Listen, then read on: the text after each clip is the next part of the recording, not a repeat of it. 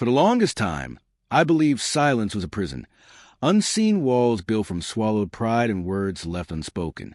But tonight, as I stand at the edge of this quiet dock, the lake still and breathless under a silver sky, I understand something new. Silence isn't my prison, it's my weapon. My name is Elias Marrow. I'm 37. By trade, I'm an engineer. I design bridges, pour in concrete, and steel into spans that connect impossible places. But for the past decade, I've been constructing something far more personal. A truth sharp enough to carve my name into the foundation of the world they try to keep me out of. And tonight, they'll finally see the man they tried to ignore. We're at Lake Haven Resort, a luxurious retreat tucked between whispering pines and water, so clear it reflects every hidden secret. Each summer, my wife Thea's family, the Warrens, arrive here like royalty returning to their estate. Their words are drenched in money and generations of expectation. Thea, my wife, is a philosophy professor, gentle-hearted and endlessly kind. But to the Warrens, I've always been little more than an afterthought. The quiet husband who does something with math. They never asked. They never cared.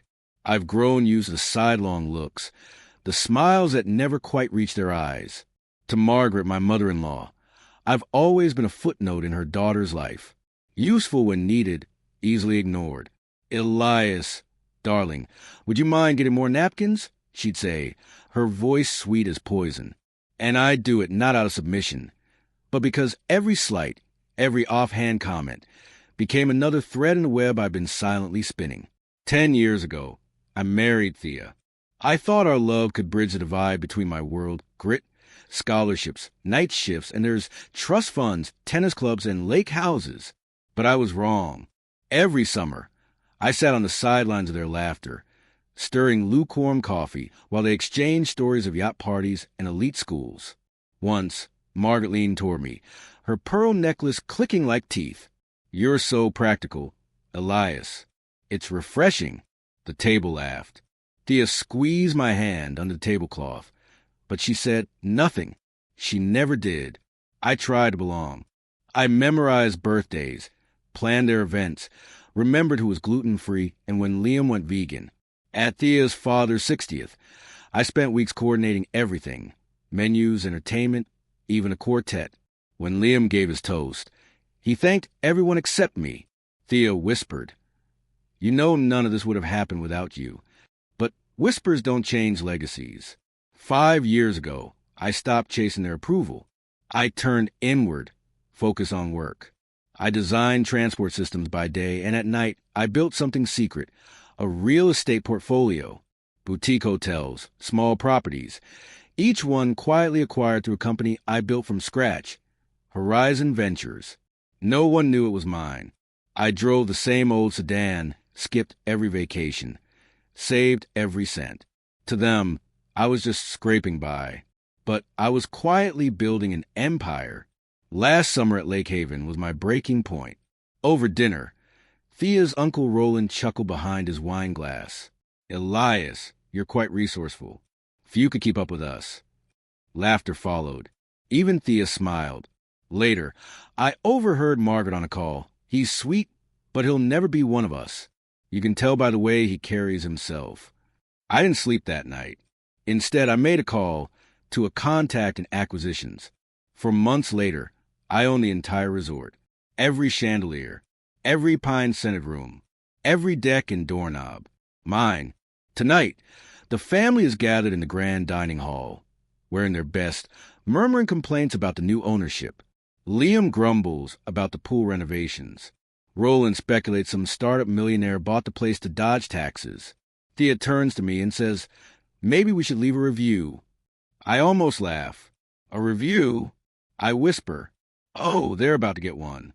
I step outside for air. My phone buzzes. It's Caleb, the new resort manager. "We ready, boss?" he asks. "Go ahead." I reply, steady as stone. Inside, he taps his glass. The chatter fades. "Ladies and gentlemen," he announces, "Lake Haven Resort is under new ownership. Please welcome our new majority owner, Elias Marrow." I step into the room. Silence hits like a wave. Liam drops his fork. Roland freezes mid-sip. Margaret's expression contorts like she swallowed broken glass. Thea's wide eyes meet mine, searching for an answer I'm not obligated to give. I walk to the head of the table and pick up the mic. "You're welcome to stay," I say. My voice cuts through the hush like wind over still water. "But from now on, you pay full price, just like everyone else." I set the microphone down and leave the room. Their stunned faces are etched into my memory forever. In the hallway, I let out a breath I've been holding for a decade. For the first time, I'm not their background character. I'm the headline. This isn't vengeance, it's truth. I've spent years constructing bridges for others to walk across. But I forgot to build one for myself. This resort, owning it, isn't just a power move. It's my declaration. I will no longer shrink to fit their narrative. The Warrens will gossip. They'll text. They'll attempt to rewrite what happened. Margaret already left a voicemail. Her tone clipped and desperate. "Elias, let's be reasonable. We're family." But family doesn't erase you. This morning, I walked the grounds with Caleb, making plans for new cabins, a public dock, and a scholarship fund named after my father, Claude Marrow, the janitor who scrubbed school floors to put food on our table. Lake Haven breathes differently now. It feels alive. Not like the staid perfection they once curated, but real, honest. Thea hasn't said a word to me since last night. I don't know if she ever will. But I know this. I'm no longer invisible. Have you ever felt overlooked? Your worth buried beneath someone else's script? Tell me in the comments. I'm listening now. Because I finally stepped into the light.